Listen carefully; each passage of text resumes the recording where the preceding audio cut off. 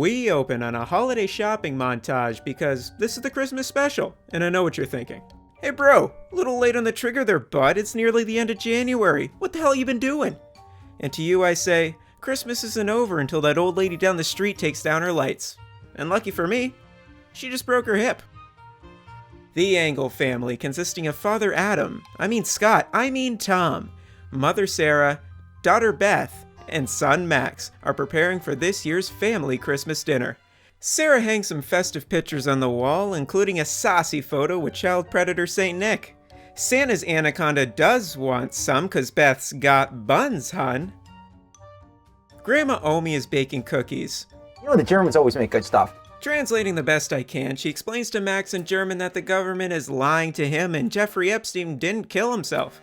In case you were worried we wouldn't get any more unlikable characters, the extended Engel family arrives, which includes Aunt Linda, Cousin Howie Jr., Uncle Howard, Dog Rosie, Cousins Stevie and Jordan, much despised Great Aunt Dorothy, and Baby Chrissy. David Koechner plays yet another one-dimensional role, like a packer who's a father of four and a gun enthusiast.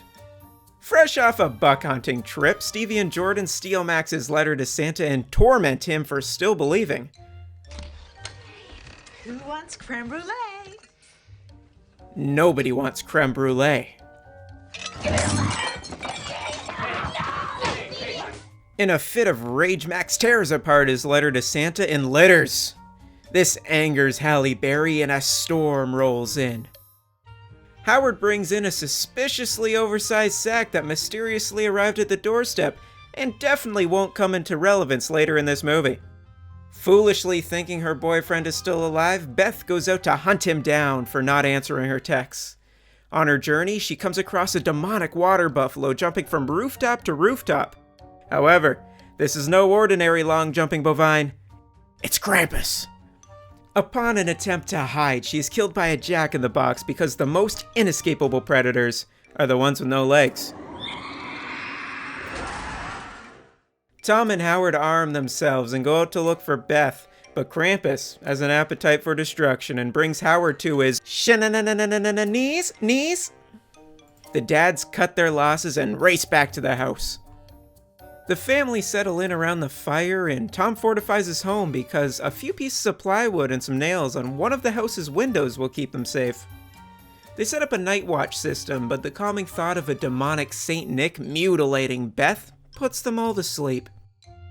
Krampus goes on a fishing trip with his gingerbread sidekick as bait and catches Augustus Gloop and pulls him up the chimney chute. Sweet old Omi then reassures everyone about the legend of Krampus and how the beast also murdered her family while growing up, for losing the spirit of Christmas. The presents from the sack start opening themselves. Linda, Tom, and Sarah meet the predator of all jack-in-the-boxes. Into the chopper! Linda, with a sudden burst of mom energy, goes on a rampage. Jack scurries into the vent because even it knows nothing is more terrifying than an angry mother. The family reconvene down in the living room and the fun begins. Krampus's Jawa minions effortlessly bust through the boarded window, again the only boarded window in the entire house, as a fuck you to Tom's craftsmanship, and snatch Howard, Dorothy, and Chrissy. The remaining Engels bundle up and Omi stays back to distract and flirt with Krampus. She obviously dies. The Engels are picked off one by one on their escape, leaving only Max to confront Krampus.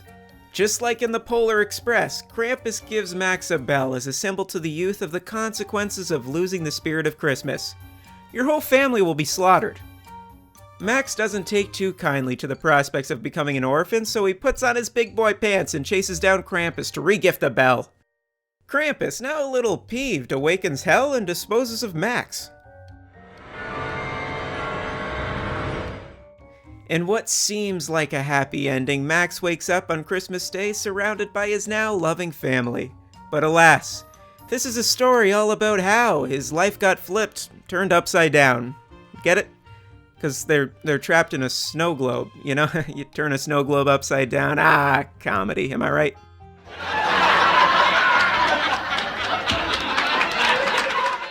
If you're a fan of burnt gingerbread men, Adam Scott just trying his best.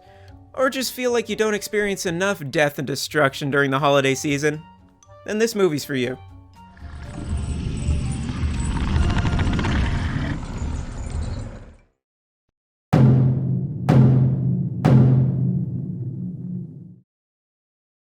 Drop a like and subscribe if you want to see more horror recaps. Comment down below what movies you want to see butchered next.